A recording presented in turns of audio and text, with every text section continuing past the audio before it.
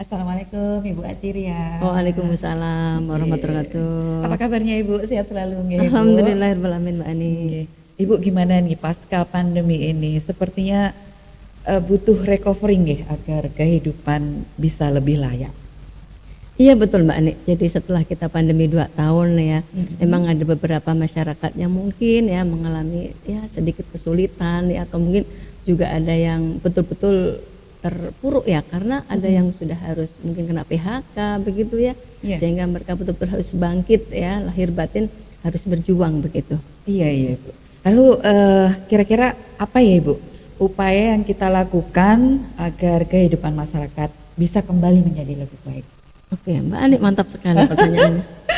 Jadi kan sebenarnya itu menjadi tanggung jawab pemerintah ya Mbak Ani ya. Tetapi tidak ada salahnya ketika masyarakat tuh bisa ya membantu gitu ya.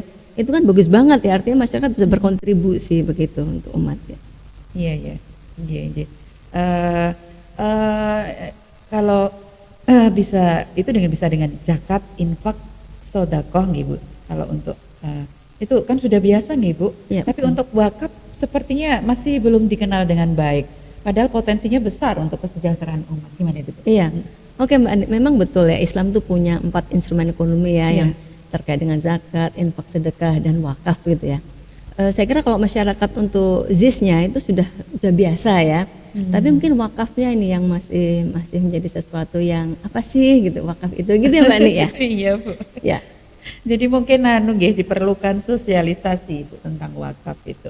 Ibu, kalau setahu saya wakaf itu diartikan dengan perbuatan hukum wakif untuk memisahkan dan atau menyerahkan sebagian harta benda miliknya untuk dimanfaatkan selamanya atau untuk jangka waktu tertentu sesuai dengan kepentingannya guna keperluan ibadah dan atau kesejahteraan umum menurut syariah. Undang-Undang Nomor 41 Tahun 2004 tentang wakaf.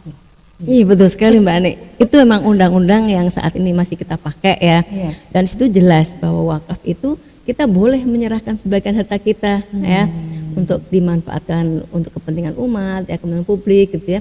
Boleh jangka waktu selamanya, boleh jangka waktu tertentu, begitu yang jelas itu peruntukannya nanti harus sesuai dengan syariah gitu. Iya, iya, iya. Ibu saya juga pernah dengarkan ada wakaf tanah, wakaf uang. Sebenarnya ada berapa sih jenis-jenis harta benda wakaf itu, Ibu? Oke Mbak Ani, jadi kalau bicara tentang harta benda wakaf itu kita bisa lihat ya ada 2 sebenarnya ya. Ada wakaf tidak bergerak, ada benda wakaf yang bergerak gitu. Nah, yang bergerak yang seperti uang begitu ya, kemudian kendaraan, termasuk hak kekayaan intelektual itu juga Oh ya? bisa ya. Lalu mungkin perhiasan Mbak Ani ya. Itu. Tapi Iya kalau sih. yang tidak bergerak seperti yang Mbak Ani sebutkan tadi ada tanah, ada bangunan, itu menjadi pembeda ya antara jenis bergerak dan tidak bergerak. Gitu. Iya, iya, Ibu. Ibu maaf saya itu kan masih awam sekali nggih. Ada nggak sih di dalam Al-Quran itu landasan tentang wakaf? Bisa saya diberi pencerahan Ibu? Oke, jadi kalau wakaf sendiri di dalam Al-Quran tidak ada yang tertulis ya, berwakaflah begitu, tidak ada Mbak Ani ya. Tapi ada ayat-ayat yang mengarah untuk bersedekah gitu ya, khususnya dalam hal ini wakaf itu di Al-Baqarah ayat 261 ini saya bacain terjemahannya Mbak Ani ya. Ya. Jadi perumpamaan nafkah yang dikeluarkan oleh orang yang menafkahkan harta di jalan Allah adalah serupa dengan sebutir benih yang menumbuhkan 7 bulir.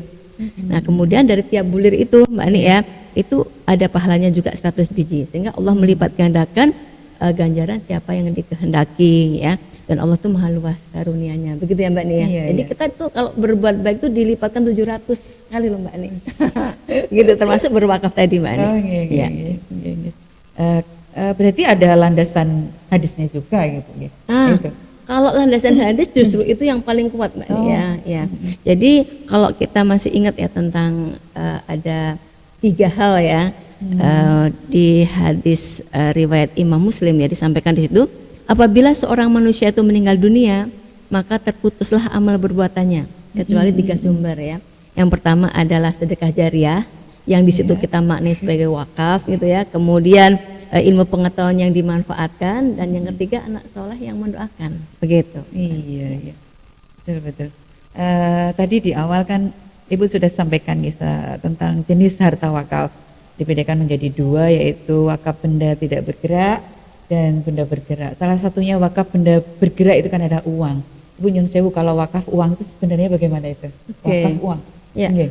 Wakaf uang itu sebenarnya wakaf berupa uang Mbak Nik ya, yang kemudian itu nanti ditasarufkan pada mauquf alaihi gitu ya, yang membutuhkan begitu.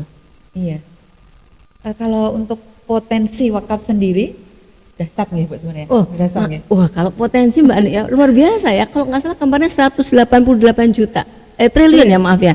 188 triliun potensi wakaf. Cuma sayangnya saat ini sampai Januari 2021 kemarin itu baru sekitar 0,7% Mbak Nik. Gitu. Jadi sebenarnya masih sangat memungkinkan ya, kalau kembali ke konteks tadi ya, ingin membantu masyarakat itu ya. Ini dari wakaf uang itu sangat besar. Iya, betul. Jadi ada manfaat dari imbal hasil wakaf itu sendiri. Iya, betul Mbak.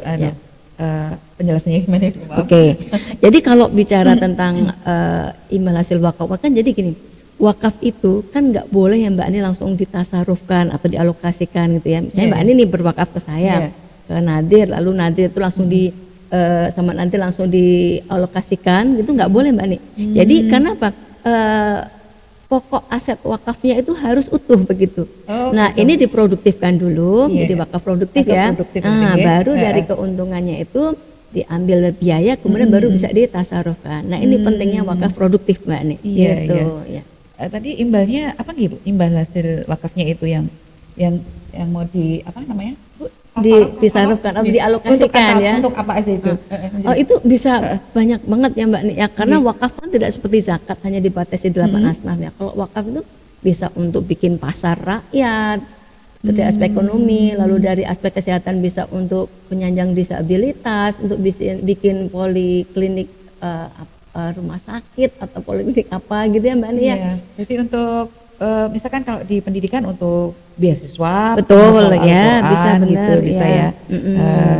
Jadi untuk kalau yang pengurukan untuk ada istilah dana abadi umat itu bagaimana itu? Nah, itu luar biasa itu.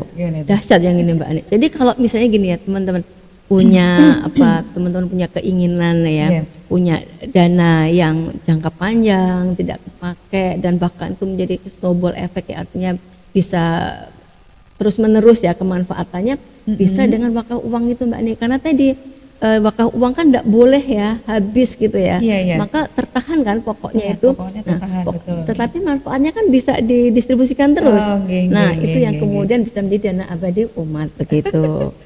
Itu bisa kalau untuk sosial, bisa untuk biaya menikah enggak itu Bu? Betul, benar sekali Mbak Ani. Jadi sudah pernah dipraktikkan ya di masa Ottoman dulu bahwa menikah itu bisa dengan biaya dari wakaf begitu ya. Kemudian yang menarik nih, kalau kita sedang sedang berpikir punya nggak sih kita tuh lapangan olahraga yang sangat luas ya, dari wakaf itu kan mantap bisa ya. Juga ya. Ada kafe wakaf gitu ya. Mengapa tidak ya? Gimana itu Bu? Iya, jadi kayak workspace lah ya gitu ya. Saya membayangkan anak-anak muda misalnya mahasiswa sekarang gitu. Namanya kafe-kafe Nah gitu, makanya, iya. Sekarang Bisa mungkin sampai ke depannya itu. bisa dengan wakaf uang gitu ya. Dan itu sah-sah saja ya. Sah Mbak Ani ya. Selama itu membawa kepada kemaslahatan umat ya. Iya Ibu, ya Allah luar biasa. Jika manfaatnya sangat luar biasa seperti itu, harusnya kan wakaf uang itu menjadi pilihan yang terbaik dalam kita itu berwakaf dengan segera atau segera berwakaf. Tepat sekali Mbak Nik, karena gini ya, kalau dulu kan orang mau berwakaf itu kan nunggu kaya dulu ya kan. Saya masih punya sisa tanah berapa ya yang bisa saya wakafin gitu ya. Sekarang enggak, dengan ada wakaf uang tadi ya, diproduktifkan tentu saja oleh Nadir, itu kan kita jadi oh iya ya, kalangan muda pun sekarang bisa berwakaf ya, 100.000, 200.000 bisa gitu kan. Nah bahkan yang menarik lagi nih Mbak Ani, sekarang tuh berwakaf bisa dengan sebagai kado ya, iya, kado ulang tahun, kado pernikahan, kado ulang tahun. Iya, apa aja dah pokoknya bisa buat kado. Jadi misalnya ini, jadi bentuknya apa itu? Sertifikat? Iya kan, kalau berwakaf uang kan ada sertifikatnya begitu kan. Nah itu bisa dipasin ketika hari ulang tahun ibu misalnya gitu ya. Nah ibu nih selamat ulang tahun gitu ya, nggak taunya kadonya berupa sertifikat wakaf uang gitu ya, mungkin senilai 5 juta buat ibu. Nanti diserahkan aja di situ di sertifikatnya itu nanti ada tanggal ulang tahun ibunya gitu. Nanti sampaikan ibu tinggal berniat berwakaf nih sudah ada dananya gitu. Uangnya utuh, nanti ada apanya tuh Bu tadi bilangnya imbal hasil wakaf ya. Bisa gitu. Iya Terus betul. Ya, gitu. Jadi, iya gitu. Enak ya. Iya. Jadi kemanfaatannya bisa ya. Iya, mantap sekali Bu. Saya dengar tuh UI kan juga sudah memiliki lembaga wakaf uang yang sah nih. Lembaga wakaf uang Unisia, LWU Unisia. Gimana caranya kita itu bisa berwakaf dengan mudah di UII? Aduh, Mbak Ani, itu menyenangkan sekali. Artinya begini, kita memang pertama ya Mbak Ani mengenalkan dulu apa itu wakaf gitu ya, wakaf uang. Nah kemudian caranya berwakaf itu penting ya Mbak Ani. Apalagi betul. Kita di UII sendiri sudah punya lembaga wakaf uang namanya Unisia begitu ya, lembaga wakaf uang Unisia atau LWU Unisia. Nah cara berwakaf sekarang tuh udah gampang Mbak Ani ya, karena sudah ada QRIS ya. Oh iya itu sekarang itu nggak perlu bawa duit. Iya, tinggal bawa HP, belanja kemana-mana, QRIS gitu iya, aja. Sama, berwakaf juga begitu, tinggal buka e-wallet atau mau transfer lewat bank. Digital ya, digital ya. Nggak kena biaya itu Mbak Ani ya kalau berwakaf kalau untuk anak-anak milenial ini. Iya betul sekali Mbak Ani. Ya Allah, gimana nih? Luar biasa. Ada yang mau disampaikan lagi Bu? Saya masih pengen menggali tentang yang di UII-nya itu loh. Untuk misalkan untuk yang pegawai tetap atau bapak ibu dosen atau yang gimana supaya lebih keren. Mantap sekali. Biar kita itu ada hasrat untuk berwakaf produktif uang di UII. Oke Mbak Ani. Jadi satu hal ya yang perlu kita kita tanamkan ya, bahwa berwakaf itu pahalanya akan mengalir walaupun kita sudah meninggal dunia. Gitu. Misalnya kita berwakaf, nanti insya Allah pahalanya tetap mengalir karena wakaf itu memang diproduktifkan ya. Itu. Kemudian yang kedua, kalau untuk dosen, karyawan itu bisa loh berwakaf melalui potong gaji misalnya gitu, barangkali yang ingin rutin gitu ya, atau insidental juga bisa. Jadi berwakaf waktu-waktu, sebulan sekali misalnya. Insidental gitu. Iya, jadi nggak harus rutin gitu. Atau juga melalui wakaf yang sifatnya tidak permanen, misalnya wakaf temporer. Jadi wakaf yang suatu waktu dikembaliin lagi. Biasanya ada perjanjian minimal 1 tahun, minimal 1 juta Mbak Ani. Nah itu sesuai dengan undang-undang namanya wakaf uang temporer. Gitu. Kalau gitu apa bedanya itu dengan deposito Ibu? Kan sama-sama tempo ya. Iya. Jadi beda ya? Sama. Cuma bedanya kan wakaf nih. Misalnya Mbak Ani nih berwakaf 100 juta ke LWU Unisia ya. Selama 1 tahun misalnya gitu ya. Nah, maka selama 1 tahun itu Mbak Ani tidak bisa ngambil kan? Pokok yang diwakafin tadi ya, wakaf temporernya itu. Nah, kemudian oleh Nazir LWU Unisia misalnya dimasukin diproduktifin ke deposito misalnya gitu ya. Nah, kan nanti dapat bagi hasil tuh dari bank syariah. Nah, kemudian dari bank syariah itu kita akan ambil bagi hasilnya untuk didistribusikan kepada yang membutuhkan gitu Mbak Ani. Nah, nanti setelah 1 tahun udah otomatis uang itu kembali ke Mbak Ani utuh gitu. LWU Unisia itu mungkin nanti bisa diakses itu melalui apa Ibu? Biar kita bisa mengakses LWU Unisia itu, biar kita lebih kenal dekat lah, kan ini kita punya sendiri maksudnya, punya UII, jadi kita bisa mengaksesnya lewat apa itu Bu? Di Instagram ada Mbak Ani ya, LWU Unisia ada, lalu ada Facebook ya LWU Unisia, kemudian juga ada lewat YouTube Mbak Ani, kita kan ngikutin ini juga ya perkembangannya. Kemudian juga ada melalui email juga ada ya, atau nomor kontak yang LWU sudah ada ya 0813 9034 6688 gitu. Mantap sekali, luar biasa perbincangan kita pagi ini Bu. Terima kasih banyak atas pencerahannya, manfaat barokah Ibu. Semoga selalu sehat dan semakin sukses. Amin. Sama-sama Mbak Ani Ibu, juga. Barangkali ada yang mau disampaikan lebih banyak lagi tentang obrolan kita pagi ini yang banyak Bu, biar nanti kita dapat pencerahan yang semakin deep gitu. Kayaknya sedikit aja deh Mbak Ani. Nggak apa-apa Bu, banyak juga nggak apa-apa, kita butuh itu Jadi teman-teman ya, gimana caranya nih kita bisa menanamkan pada diri kita bahwa berwakaf uang itu menjadi sebuah kebiasaan ya, menjadi budaya berwakaf khususnya di Universitas Islam Indonesia dan di masyarakat begitu. Karena dengan berwakaf uang harapannya kita banyak bisa membantu masyarakat. Amin, amin, begitu amin. ya.